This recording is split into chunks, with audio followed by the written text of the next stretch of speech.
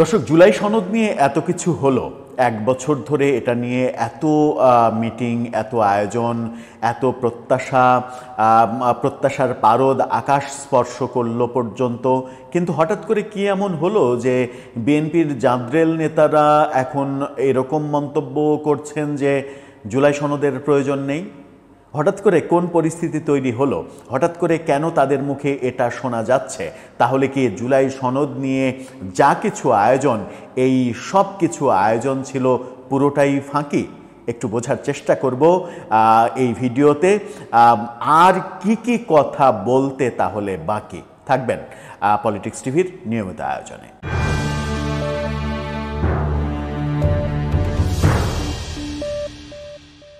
দর্শক, বলছিলাম বিএনপি নেতাদের কথা। জুলাই সনদ নিয়ে হঠাৎ করে এমন ব্যঙ্গ বিদ্রুপ করা কেন তারা শুরু করলেন? তাও আবার ছোটোখাটো কোনো নেতার মুখে যদি শোনা যেত তাহলে ব্যাপারটা ভিন্নভাবে ব্যাখ্যা করা যেত। বিএনপির প্রথম সারির জাদ্রেল নেতা এবং একজন বীর মুক্তিযোদ্ধার কণ্ঠে যদি জুলাই সনদ নিয়ে এই ধরনের হতাশা, এবং হতাশা না, রীতিমতো জুলাই সনদকে যেটাকে এর আগে একটা একেবারে কি বলবো, খুবই সম্মানজনক কেতাব হিসাবে আমরা ভাবতে শুরু করেছিলাম, সেটা এখন প্রয়োজনই নেই, সেরকম কথা কেন বলছেন তিনি?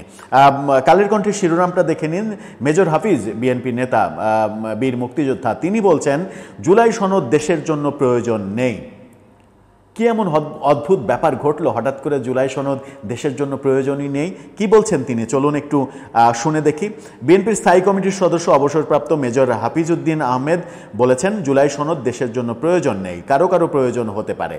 আবার এটাও যুক্ত করেছেন তিনি, কারো কারো প্রয়োজন হতে পারে, এটা দেশের জন্য প্রয়োজন নেই। এই কারো কারো প্রয়োজন বলতে তিনি যেটা বুঝিয়েছেন সেটা হচ্ছে যে জুলাই সনদ উপদেষ্টাদের নিরাপত্তার জন্য প্রয়োজন হতে পারে, আমাদের জন্য প্রয়োজন নেই। ভয়াবহ মন্তব্য কিন্তু তিনি করেছেন।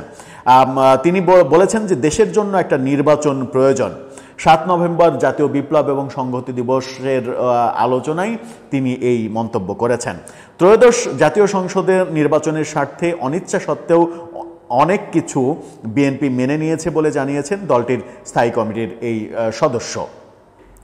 দেশে গণতন্ত্র নেই উল্লেখ করে তিনি বলেছেন আওয়ামী লীগ গণতন্ত্রকে বিতাড়িত করেছে। ভালো কথা, আওয়ামী লীগের সঙ্গে তো জুলাই সনদের কোনো সম্পর্ক নেই এখন এখনকার প্রাসঙ্গিক অবস্থায়। তাহলে আওয়ামী লীগকে আনছেন কেন? কি আসলে বলতে চাচ্ছেন একটু শুনি। দেশ অদ্ভুত এক সময়ের মুখোমুখি উল্লেখ করে তিনি বলেছেন 71-এর মুক্তিযুদ্ধকে হেয় করার চেষ্টা লক্ষ্য করছি। অন্তর্বর্তী সরকার এবং অনেক আমলা মুক্তিযুদ্ধের বিরুদ্ধে ছিল, এজন্য তারা মুক্তিযুদ্ধকে ভুলিয়ে দিতে চায়। কি ভয়াবহ মন্তব্য করছেন তিনি, যে অন্তর্বর্তী সরকার এবং অনেক আমলা মুক্তিযুদ্ধের বিরুদ্ধে ছিল, এই কারণে তারা মুক্তিযুদ্ধকে ভুলিয়ে দিতে চায়। আমরা একটু স্মরণ করতে চাই মেজর হাফিজের একটা কথাকে। গত 28 আগস্ট মেজর হাফিজ যিনি বলছেন যে মুক্তিযুদ্ধকে হেয় করা এবং মুক্তিযুদ্ধকে ভুলিয়ে দেওয়ার চেষ্টা করা হচ্ছে সরকারের পক্ষ থেকে এবং আমলাদের পক্ষ থেকে, যারা মুক্তিযুদ্ধের বিপক্ষে ছিল তারা ভুলিয়ে দেওয়ার চেষ্টা করছে। একটু একটা ভিডিওর কয়েক সেকেন্ড দেখে আসুন যে মেজর হাফিজ গত 28 আগস্ট কি বলেছিলেন মুক্তিযুদ্ধ সম্পর্কে। মুক্তিযুদ্ধের প্রকৃত ইতিহাস, যেখানে রাজনৈতিক দল আওয়ামী লীগ মুক্তিযুদ্ধে অংশগ্রহণ করে নাই, মুক্তিযুদ্ধ মনে হয় কারো কারোর কাছে হাসির পাত্র। বীর মুক্তিযোদ্ধা মেজর হাফিজ মুক্তিযুদ্ধ সম্পর্কে বলেছিলেন যে 71-এ আওয়ামী লীগ মুক্তিযুদ্ধ করেনি, কোনো আওয়ামী লীগ মুক্তিযুদ্ধ করেনি 71 সালে, এটা তিনি বলেছিলেন। এটা কি মুক্তিযুদ্ধের ইতিহাস বিকৃতি না? এটা কি মুক্তিযুদ্ধের বিরুদ্ধে কথা না? 71-এ যদি আওয়ামী লীগ, আজকে আপনি আওয়ামী লীগের বিভিন্ন কর্মকাণ্ডের জন্য সমালোচনা করছেন, সেটা ঠিক আছে, আওয়ামী লীগের দোষীদের বিচার করছেন, সেটা ঠিক আছে, সেটার বিরুদ্ধে কি বলবো, অনেকেই হয়তো যারা নিরপেক্ষ মানুষ তারাও সেটার বিরুদ্ধে অবস্থান নেবে না, দোষীরা শাস্তি পাক, এটা সবাই জানবে। কিন্তু আওয়ামী লীগের বিরোধিতা করতে যেয়ে আপনি নিজেই মন্তব্য করেছিলেন যে ৭১-এ আওয়ামী লীগ মুক্তিযুদ্ধ করেনি। কোন প্রেক্ষিতে আপনি মন্তব্য করেছিলেন সেটাকেও যদি আমি মুক্তিযুদ্ধ বিরোধী কথা হিসেবে ধরি, কিংবা যাদের আপনি আজকে সমালোচনা করছেন তারা যদি ধরে, তাহলে আপনার যুক্তিটা কি হবে? ৭১-এ আওয়ামী লীগ মুক্তিযুদ্ধ যদি না করে থাকে তাহলে কারা মুক্তিযুদ্ধ করেছিল? ৭১-এ আপনি কোন দল করতেন? ৭১-এ যারা বাংলাদেশের নাগরিক তারা যে ৭০-এর নির্বাচন, সেই নির্বাচনে একটি আসন বাদ দিয়ে সব আসনে বিজয়ী করেছিল আওয়ামী লীগকে। এরা কারা? ৭১-এর মহান মুক্তিযুদ্ধের নেতৃত্ব দেয়া, মুজিবনগর সরকার গঠন করা, মুজিবনগর সরকারে যারা ছিলেন মুক্তিযুদ্ধের বিভিন্ন সেক্টর কমান্ডাররা, তারা আসলে কারা?